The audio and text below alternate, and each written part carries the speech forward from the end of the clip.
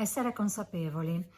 A me piace molto cercare l'etimologia delle parole. Consapevoli arriva da l'insieme dei due termini con sapere, che non significa la mera informazione, quindi essere informati, ma la consapevolezza è una conoscenza molto più profonda che permette di, come dire, dar forma alla vita. Essere consapevoli di se stessi è conoscersi veramente, anche se si fa molta fatica e non lo si è mai fino in fondo, ma avere presente il momento in cui stiamo vivendo, come lo stiamo vivendo, chi siamo e cosa vogliamo dalla nostra vita.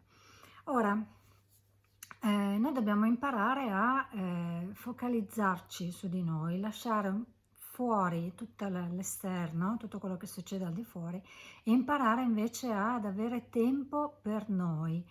Non ritagliarci quello che avanza perché mettiamo davanti tutto il resto. Dobbiamo invece fare proprio un lavoro di valutazione, di rivisitazione di chi siamo e di che cosa vogliamo nella nostra vita. Quindi essere consapevoli significa vivere profondamente ogni singolo momento della nostra vita perché sappiamo quello che stiamo facendo e perché lo stiamo facendo. Ora, questo significa che comunque noi dobbiamo capire bene le nostre scelte, quindi ad esempio essere consapevoli anche delle relazioni che abbiamo nella nostra vita. Questo potrebbe già essere un cominciare a svuotare, ok, i contenuti della nostra vita che non ci fanno stare bene. Quindi possiamo partire da qui, capire cosa ci fa stare bene e cosa non ci fa stare bene. Quindi essere consapevoli di questo è già tanta cosa. Iniziamo da qui. Valutiamo i compromessi a cui siamo scesi, perché abbiamo accettato dei compromessi, quanto ci hanno fatto stare male questi compromessi. La vita è un compromesso, ok, ma non dobbiamo arrivare a tradire noi stessi, ad esempio. Partiamo dalle relazioni, come vi dicevo prima. Le relazioni si scelgono, ok? Bisogna essere almeno in due e ci deve essere una reciproca voglia di stare in questa relazione. Quindi smettiamo di inseguire persone, perché comunque sprechiamo noi le nostre energie, ma dall'altra parte non c'è niente, non c'è nessuno.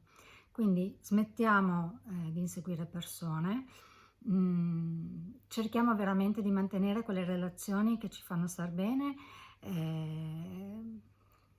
per cui vogliamo bene delle persone piuttosto che, ma analizziamole profondamente, anche da un punto di vista lavorativo, ok?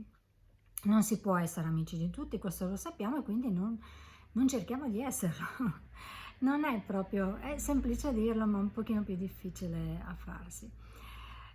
L'altra cosa da cui possiamo partire per essere consapevoli è sicuramente un riordino.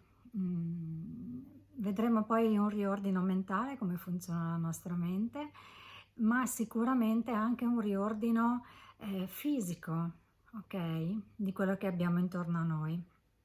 Attenzione che la nostra mente non ama i cambiamenti, per cui ci sarà sempre la vocina che ci dirà non fare questo, lascia stare perché ci stai provando e quant'altro. Non ascoltiamo e andiamo avanti. Ora, un riordino.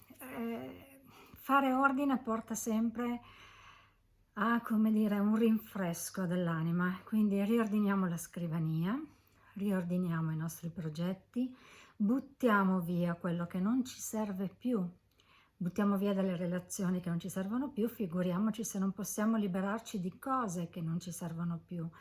Teniamo solo quello che veramente serve. Nel minimalismo si parla tanto di riordinare l'armadio, ad esempio.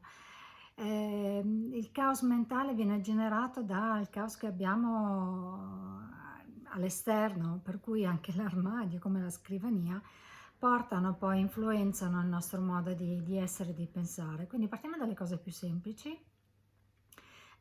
fare un bel riordino di tutte le nostre cose, anche da un punto di vista lavorativo, dicevo prima, e anche dall'armadio, insomma, quello che non ci serve più si può riciclare in tanti altri modi. Adesso si possono anche vendere i vestiti, darli a chi ne ha bisogno, insomma, quindi non restiamo ancorati a cose che non ci fanno bene, ecco, questo, che siano di lavoro, relazioni, cose fisiche.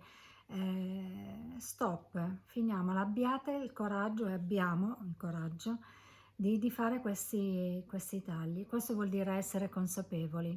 Partiamo da qui, partiamo da noi.